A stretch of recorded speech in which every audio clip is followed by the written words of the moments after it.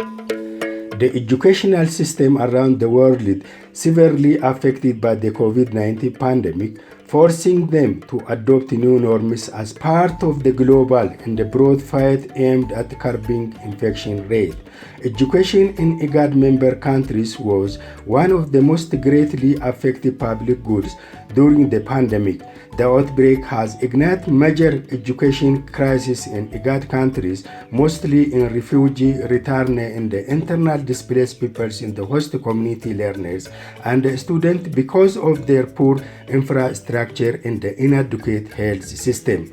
The IGAD member state had shut down schools across the nation for varied durations. However, due to lack of network infrastructure, the students were not able to follow the teacher assignment from home.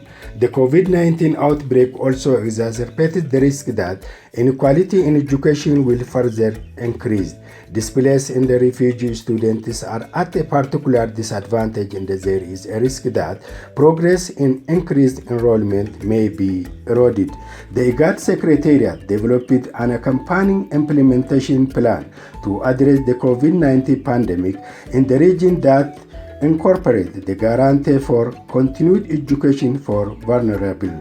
IGAD is also accelerating access to inclusive and quality education for vulnerable population with the region approach to shared responsibility for better results amid the COVID-19 pandemic.